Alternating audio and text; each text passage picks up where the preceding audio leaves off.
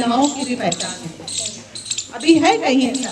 आपके गांव में अगर हम बाहर से आए और पूछें कि हमको रामा के यहाँ जाना है, तो हो सकता है कि कोई ना बता पाए, नहीं बता पाएगा ना। हम जब तक ये नहीं पूछेंगे कि फलाने का घर कौन है, कि आपके आदमी का नाम या आपके ससुर का नाम या आपके लड़के का नाम अगर नहीं बोलेंगे, तो शायद आपके घर हमको कोई नहीं ला पाएगा। कुछ महिलाएं हैं जिनके नाम की पहचान अब होने लगी। तो इसी तरह से हर एक व्यक्ति, तो हमारी क्या है पहचान, छिपी हुई है कि नहीं छिपी हुई? महिलाओं की पहचान नहीं है। इस वजह से सरकार तमाम सारे योजनाएं, तमाम सारे कार्यक्रम, जागरूकता के कार्यक्रम करती है कि इसी तरह से, जिस तरह से पुरुष की पहचान है उसी तरह से महिला की भी पहचान हो। हमारी पहचान कैसे है कि हम फलाने की बहू हैं, फलाने की बिटिया हैं, फलाने की पत्नी हैं, लेकिन हमारे नाम की पहचान नहीं है। तो ये संस्था इस तरह से विभिन्न प्रकार के कार्यक्रम करती है कि कैसे महिलाओं की पहचान हो, महिलाओं के साथ हिंसा न हो, महिलाओं को योजनाओं तक उनकी जानकारी हो, उनकी पहुंच हो, वो किसी भी प्रकार से पीछे न रहे। तो यही काम हम इस जनपद में पिछले 8 वर्षों से करते हैं। आज जो कार्यक्रम है, ये कार्यक्रम है, मुख्य उद्देश्य है इस कार्यक्रम का कि आप प्राकृतिक संसाधन के बारे में, आपके दिमाग में ये चीजें शायद नहीं आती। किसको प्राकृतिक संसाधन कहते हैं? जानते हैं? आप में से कोई जानता है कि प्रकृति ने हमें क्या क्या दिया है? प्रकृति ने क्या क्या हमें दिया है? इन संसाधनों के बगैर हम जीवित नहीं रह सकते हैं। है कुछ ऐसा? प्रकृति ने हमें जो चीजें दी हैं, तो उनका जो उपयोग कर रहे हैं, हम कम उपयोग कर रहे हैं कि ज्यादा उपयोग कर रहे हैं, उसके बारे में सोच नहीं पा रहे हैं। कैसे उसके बारे में हम अपनी जानकारी बढ़ाएं कि हमारे इस पहुंच में कौन कौन से प्राकृतिक संसाधन हैं और जिनका हम उपयोग कर रहे हैं, उनका उपयोग हमें कितनी मात्रा में करना चाहिए। उन विशेष बातों पर आज हम लोग चर्चा करेंगे और आप सबके माध्यम से ही सीखेंगे, जानेंगे। ऐसा कुछ नहीं है कि यहाँ पर किसी का कोई इंटरव्यू लिया जाएगा, लेकिन आपसे सीखने के बाद ही, आपके अनुभव के साथ ही हम लोग आपकी बातों को ही आपके साथ साझा करेंगे। तो इसी वजह से हम पूछना चाह रहे हैं कि आप में से अगर कोई महिला बता सके कि प्रकृति से हमें क्या क्या मिला है, इसके पीछे क्या कारण है। मान लीजिए, चलिए हम वो छोड़ देते हैं, पर आज अगर बहू नहीं बोल पा रही है, इसका मतलब है कि इसके ऊपर कितने सारे लोगों का दबाव है कि नहीं है? हो सकता है कि आप कुछ ना कहें, लेकिन उसके अंदर तो भय है ना कि अगर हम सही जवाब देंगे, वो पढ़ी लिखी है, जानती है, लेकिन उसके बाद भी उसके अंदर बोलने की अभी ये क्षमता विकसित नहीं हुई है कि वो 10 लोगों के सामने अपनी सही बात कह सके। यही अंतर है ना। हमें यही चीजें खत्म करनी है कि जो ये भेद है, इस भेद को हमें खत्म करना है, समाप्त करना है। अच्छा ये बताइए, ये भेद बनाया किसने है? कुदरत ने बनाया है या हमने बनाया? हम लोगों ने बनाया। तो हमें जो कुदरत ने भेद नहीं बनाए हैं, उन हम लोगों ने जो बनाया है उसको समाप्त करना है। हमें उस अंतर को पहचानना है कि कुदरत ने हमें कैसे यहाँ पर भेजा है और हमने यहाँ पर क्या बना करके तैयार कर दिया। पर्दा होना चाहिए, ये भगवान ने कहा था क्या? हमें बोलना नहीं चाहिए, ये भगवान ने कहा है क्या? महिलाओं को घर का ही काम करना चाहिए, ये ऊपर से कहीं लिख करके आया है क्या? महिलाएं घर के अंदर ही रहेंगी, ये कहीं कोई शास्त्रों में इसका वर्णन है क्या? तो ये सारी चीजें किसने बनाई हैं? यानी कि जो हम अपने पहले से पूर्वजों के समय से देखते चले आ रहे हैं, वही काम हम भी करने लगते हैं। यही तो कर रहे हैं ना कि संस्था मुख्य रूप से यही काम करती है, महिलाएं कैसे आगे बढ़े। आगे बढ़ने का मतलब बराबरी पे कैसे, और अगर बराबरी पे नहीं आएंगे तो हमारे देश का विकास और पीछे चला जाएगा। हम अगर अपने देश को विकसित भारत बनाना चाहते हैं, तो हमारी जो आबादी है, क्योंकि 2 ही तो है ना, महिला और पुरुष, संसार तो उसी से चल रहा है ना, और आधी आबादी अगर घर के अंदर होगी, सोई हुई होगी, समाज बराबर नहीं होगी, तो देश कैसे आगे बढ़ेगा? है कि नहीं? क्योंकि और तो देश बढ़ाने के लिए जब दो ही प्राणी है धरती पर, तो दोनों प्राणी बराबर के होने चाहिए। तो यही संस्था इसी तरह से हर गांव में इस कार्यक्रम का आयोजन कर रही है कि कैसे महिलाएं अपने संसाधनों के बारे में। आज जो ये कार्यक्रम का आयोजन हो रहा है, ये ऐसा नहीं है कि किसी का व्यक्तिगत कार्यक्रम है, समूह का कार्यक्रम है। ये सरकार गांव-गांव इस तरह के कार्यक्रमों का आयोजन कर रही है कि गांव में महिलाएं कैसे जागरूक हो। ये जागरूकता का कार्यक्रम है, किसी व्यक्ति विशेष के लिए नहीं है, ये सबके लिए है। इसलिए हम इस मंच के माध्यम से मेरी आवाज जहाँ तक भी जा रही हो, जो महिलाएं नहीं आई हैं वो भी आ सकती हैं। ये किसी का व्यक्तिगत कार्यक्रम नहीं है, ये सरकार का कार्यक्रम है। कार्यक्रम का जो मुख्य उद्देश्य है कि यहाँ गांव में प्राकृतिक संसाधन क्या क्या हैं, प्राकृतिक संसाधनों का हम संरक्षण कैसे करें। जो महिलाएं हैं, यहाँ की महिलाएं निश्चित तौर पे बहुत कर्मठ हैं, समर्पण है उनके अंदर। तो उनकी आजीविका किस प्रकार से चलती है, आजीविका अच्छी है, ये गांव समृद्धशाली है, लेकिन उसके साथ हम इसमें और क्या फेरबदल कर सकते हैं, कैसे वैल्यू एडिशन कर सकते हैं कि आपकी आय और बढ़े।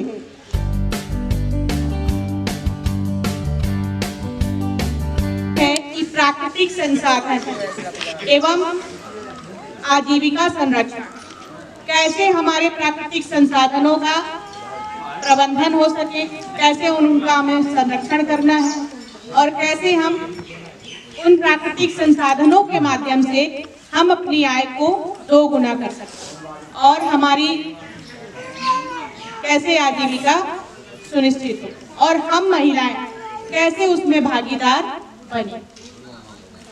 तो प्राकृतिक संसाधन, क्योंकि भगवान ने हमें ये सब चीजें, प्राकृतिक संसाधन क्या है कोई जानता है?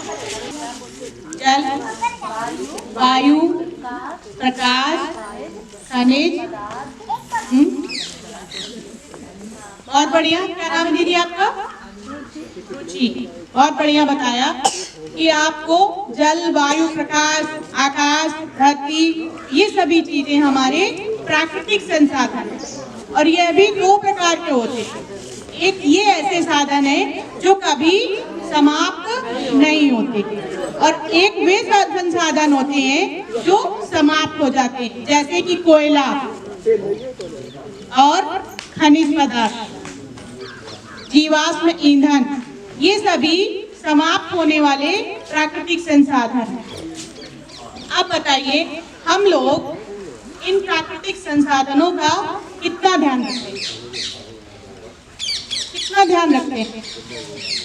हम क्या कर रहे हैं? इनके लिए कुछ कर रहे हैं कि नहीं कर रहे हैं?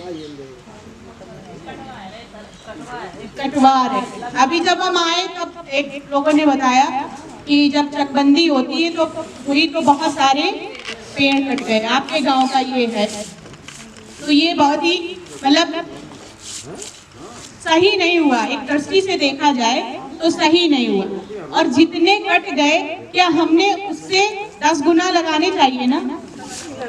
अगर कट भी रहे हैं किसी कारण तो उसके बदले हमें 10 गुना पेड़ पौधों को लगाना चाहिए, क्योंकि अगर वनों का कटाव होगा तो हमारी मिट्टी कमजोर हो जाएगी, उसकी उर्वरा शक्ति कम हो जाएगी और हमारा जो पर्यावरण है वो प्रदूषित हो जाएगा और हमारी जो फसलें हैं वो भी उतनी अच्छी नहीं होंगी, क्योंकि अगर वनों का कटाव होता है तो हमारी जो मिट्टी है वो कमजोर हो जाएगी, हमारी फसलें समय पे नहीं पकेंगी।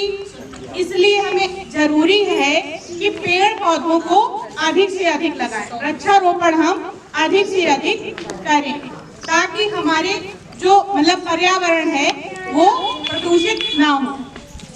इसी के साथ में क्या है कि वनों, आपने देखा होगा जहाँ घना जंगल है, जहाँ पे ज्यादा पेड़ पौधे हैं, वहाँ का टेम्परेचर 5-6 डिग्री कम ही रहता है।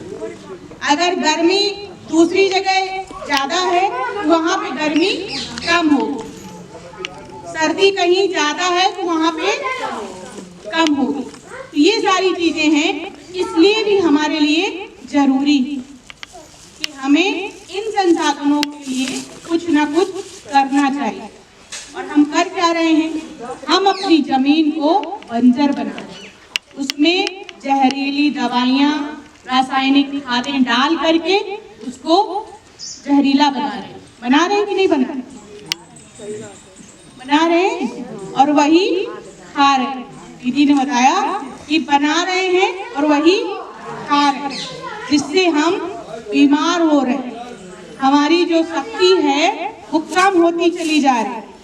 अभी कोविड के समय क्या हो रहा था, वैश्विक महामारी आई, कोविड आया, तो हम लोगों को ऑक्सीजन नहीं मिल पा रहा था।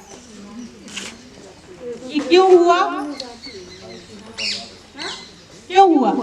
क्योंकि हमने प्राकृतिक संसाधनों का दोहन किया है, इसीलिए ये प्राकृतिक आपदा हम लोगों के पास में आ गई। अगर हम सही समय पे इसका ध्यान नहीं रखेंगे, इसको संजो कर नहीं रखेंगे, इसका सही से प्रबंधन नहीं करेंगे, तो हमारे पास में दूसरा संकट आ जाएगा। आपने देखा होगा 2-3 दिन पहले ही सर्दी थोड़ा पड़ रही है, इसके पहले सर्दी इतनी नहीं पड़ रही थी। और जो सर्दी आज है, आज मतलब आपने देखा होगा पहले के समय में बहुत भीषण ठंड पड़ती थी कि नहीं पड़ती थी, लेकिन उस तरह अगर सर्दी नहीं पड़ेगी तो आप जो गेहूं भी आपका है वो भी सही से नहीं होगा। अच्छी पैदावार होगी गेहूं की कि नहीं होगी? नहीं होगी। तो ये आप देख रहे हैं ना किस तरह से मानसून में परिवर्तन आ गया। जब सर्दी होनी चाहिए तब सर्दी नहीं होती है, जब गर्मी नहीं होनी चाहिए तो भीषण गर्मी पड़ती है, जब बारिश नहीं होनी चाहिए तो बारिश होनी शुरू हो जाती है। अभी जनवरी में बारिश होनी है, तो अभी जनवरी में बारिश होती थी? नहीं होती। लेकिन हम लोगों ने ही इसको इस प्रकार से कर रखा है, प्राकृतिक संसाधनों का हम दोहन कर रहे हैं, इसलिए ही हमें ये समस्याएं देखनी पड़ रही। पहले के समय में जो हमारे पूर्वज होते थे वो एक वृक्ष को 10 कुएं के समान मानते थे और 10 कुओं को 10 पुत्रों के समान मानते। एक कुएं को वो 10 पुत्रों के समान मानते थे, क्योंकि वो हमारे लिए उपयोगी होते थे कि नहीं होते थे। और दूसरी चीज, पहले के जो हमारे पूर्वज होते थे वो धरती की, पेड़ पौधों की पूजा भी करते थे कि नहीं करते? आज कौन करता है बताइए? बहुत सही। इस समय इतना बदल गया है, हमने मतलब 50 वर्षों में आधुनिक विकास तो हुआ, लेकिन हम लोग काफी कुछ चीजें छोड़ते चले आ रहे हैं, जो कि हम लोगों को वो चीजें नहीं छोड़नी चाहिए। हमने अपनी संस्कृति, अपनी सभ्यता को त्याग दिया। घूंघट नहीं कर रहे हैं वो अच्छी बात है, लेकिन काफी कुछ पुरानी चीजें हैं जो हम लोगों ने उनका त्याग कर दिया। ऐसा हम लोगों को नहीं करना है। हम लोगों को वही पुरानी पद्धति अपनानी होगी, वही पुरानी पद्धति से हम लोगों को अपनी फसल उत्पादन करना हो। अपनी खेती हमें पुरानी पद्धति से, नई टेक्निक भी लगानी है, नई तकनीक से हमें खेती करनी है, लेकिन पुरानी पद्धति को भी हमें नहीं छोड़ना। पुराने के समय में मोटे अनाज की पैदावार अधिक होती थी, क्योंकि मोटे अनाज हमारी जमीन की शक्ति के लिए भी बहुत जरूरी है, हमारे जमीन के लिए भी अधिक उपयोगी है, हमारे लिए अधिक उपयोगी है, और हमारे प्राकृतिक संसाधनों को बचाने के लिए, क्योंकि इनमें कम पानी लगता है। बेजर है, टमाटर है, मटर है, और क्या नाम, रागी है। मोटे अनाज में पानी की आवश्यकता नहीं है, और मोटे अनाज को हमें शामिल करना पड़ेगा, क्योंकि लगभग लोग बीमार होते चले जा रहे हैं। बीमारियों का तो कांटा लगा है कि नहीं लगा? इसलिए क्योंकि जितना हम मोटे अनाज को अपनाएंगे बीमारियां हमसे दूर रहेंगी, क्योंकि मोटा अनाज हृदय रोग के लिए बहुत ज़्यादा फायदेमंद है, रक्तचाप के लिए, हड्डियां मजबूत करता है, क्योंकि कैल्शियम की कमी नहीं रहती उसमें, और तमाम सारी चीजें हैं 5-6 चीजों के लिए बहुत ज्यादा उपयोगी। इसलिए हमें मोटे अनाज को शामिल करना पड़ेगा।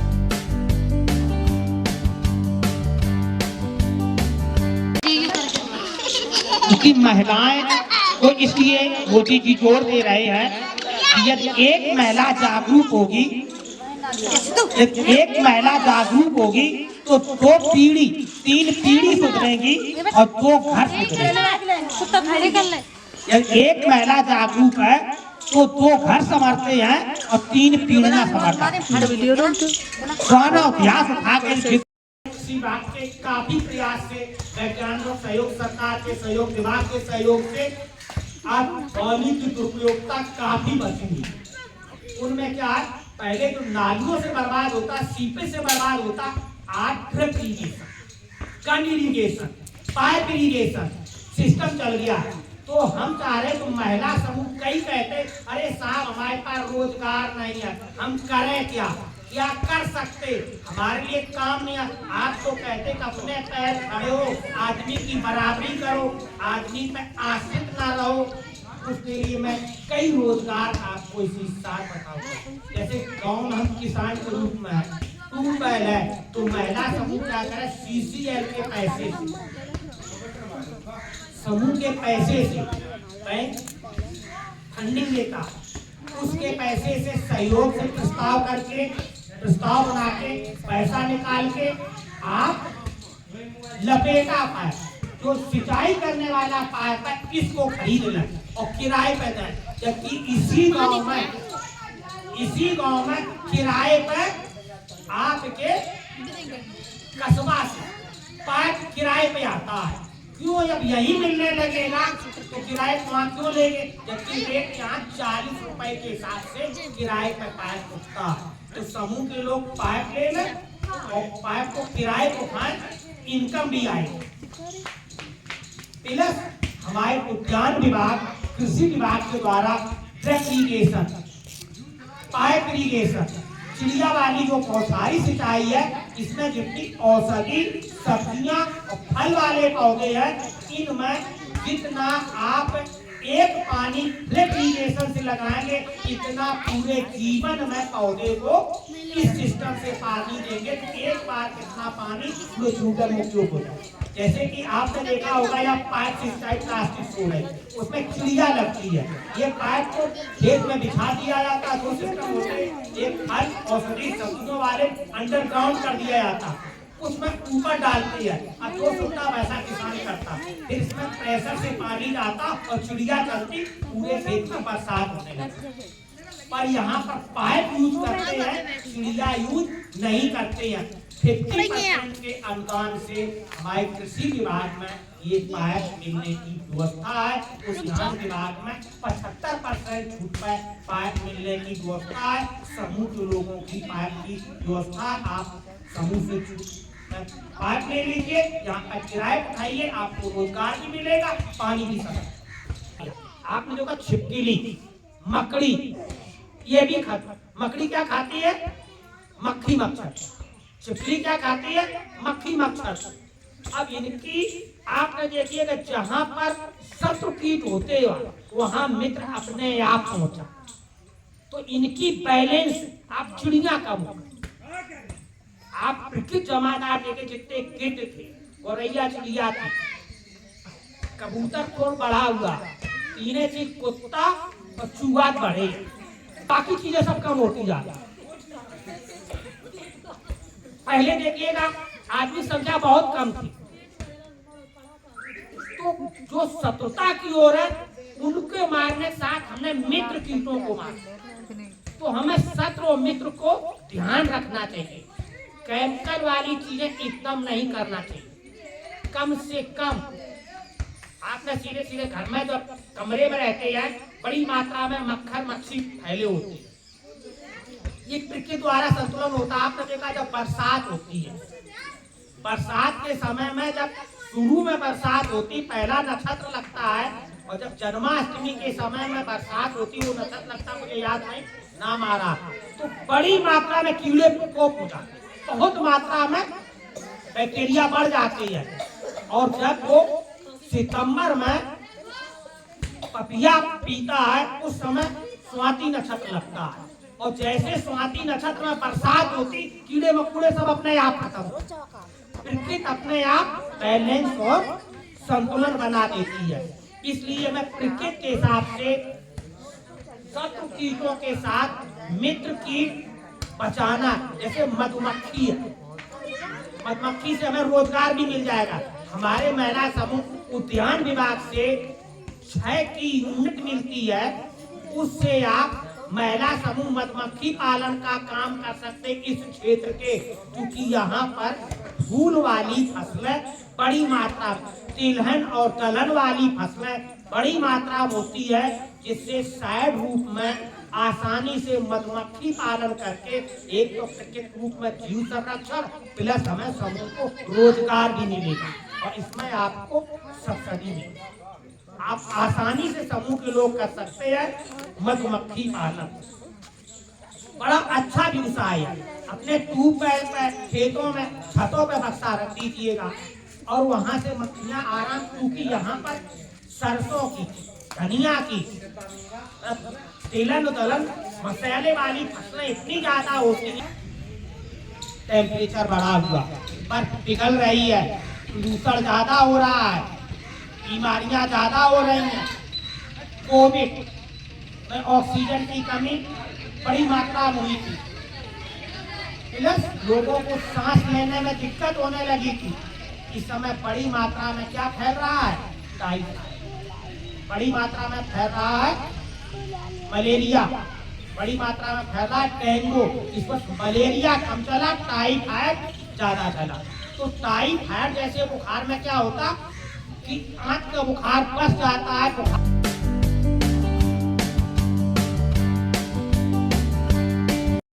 कई चीजें हैं, जीव जंतु पेड़, ये सारे क्या है, ये सब हमारे परिवार है। अच्छा, इस तरह से हम अपने परिवार के लोगों का ख्याल रखते हैं एक दूसरे का, उसी तरह अगर हम इन सब चीज़ों का भी ख्याल रखें तो शायद तो समस्याएं ही नहीं आएंगी। जैसे कि कई समस्याएं आ जाती हैं प्रकृति का दोहन करने की वजह से लगे, तो ये क्या है, ये सब प्राकृतिक असंतुलन की वजह से हो रहा है। ठीक है, तो प्रकृति को बचाने का के लिए विशेषकर हम लोग एक फॉर्मूला है जिसमें 5 आर आती हैं, 5 R: refuse, reduce, reuse, repurpose and recycle.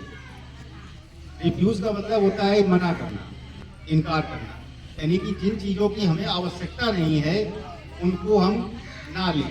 ये नहीं कि हमें आवश्यकता नहीं, हमने ले ली तो कहीं ना कहीं से तो कम हुई ना, उसको बनाने के लिए कहीं ना कहीं प्राकृतिक संसाधन कोई ना कोई यूज किया जाएगा। कोई भी चीज जितनी भी यहाँ रखी है, जो भी आप देख रहे हो, किसी न किसी प्राकृतिक संसाधन से ही यूज हुई है। ये तखत है, ये लकड़ी से बना है, कहीं ना कहीं पेड़ कटा होगा तभी ये कटा बना। इसी तरह ये प्लास्टिक है, कोई भी कपड़े हैं, कुछ भी है, ये कहीं ना कहीं प्राकृतिक संसाधन से ही बना है। जितनी भी चीजें हैं ये सब पृथ्वी पे उपस्थित हैं। एक ऐसी चीज है ऊर्जा, जो हमें सूर्य से मिलती है, जो पृथ्वी के बाहर है, लेकिन वो भी हम डायरेक्ट वैसे नहीं ले पाते कि सूर्य से आई हो गया। उसके लिए जैसे बिजली लाइट जलानी है तो हमें सूर्य पैनल चाहिए होगा, लेकिन आवश्यकता किसकी पड़ती है? उस एनर्जी की। तो इसलिए जिन चीज़ों की हमें ज़रूरत है, जितनी आवश्यकता है उतनी यूज करें, अदरवाइज हम उसको मना करते हैं। ठीक है। दूसरा, हाँ, रिड्यूस मतलब कम करना। कोई भी चीज़ है, जैसे कि कोई भी चीज़ हम यूज करें, कुछ भी, जैसे लाइट है, लाइट का यूज नहीं है, अननेसेसरी कमरे में जलती रही तो इससे क्या, कहीं ना कहीं तो लाइट कम हो रही ना। आपने देखा होगा आज के 20 साल पहले का अगर तो सोचो तो कई गांवों में बिजली नहीं थी। क्यों नहीं थी? क्योंकि लाइट का भी तो उत्पादन करना पड़ता है, असीमित तो नहीं है। जितनी यूज हो पैदा होगी उसी हिसाब से डिस्ट्रीब्यूट होगी, उसी हिसाब से सबको मिलेगी। तो इस तरह से हम अननेसेसरी किसी भी चीज का यूज ना करें। ठीक है। और रीयूज का मतलब है कि किसी भी चीज का दोबारा उपयोग करना, यानी जब तक संभव है उस चीज का हम दोबारा यूज करें। हम जैकेट लाए, एक दिन पहन के तो फेंक नहीं देंगे, बार बार यूज करेंगे ना। इसी तरह कोई भी चीज है, जैसे लिफाफा है, कोई भी चीज सामान हम लाए, कुछ भी धनिया लेके आए मान लीजिए बाजार से, ठीक है, धनिया तो निकाल लिए, लिफाफा बच गया, चाहो तो हम फेंक सकते हैं, चाहे तो हम उस चीज को, उस लिफाफे को दोबारा यूज कर सकते हैं। क्योंकि लिफाफा अगर फेंकेंगे तो कागज का दोबारा लिफाफा बनाना पड़ेगा, दोबारा लिफाफा बनाना पड़ेगा, यानी कि हमें किसी न किसी पेड़ का यूज होगा ना, किसी टहनी का, पेड़ का, तभी तो लिफाफा बनेगा। या कोई मटकी है, मटकी टूट गई, अब टूट गई तो उसको हमने फेंक दिया तो कहीं ना कहीं मटकी दोबारा मिट्टी से ही बनेगी ना वो, या चाहे तो उस मटकी, टूटी हुई मटकी से हम गमला बना सकते हैं, तो उसका हमने दोबारा यूज कर लिया, ठीक है।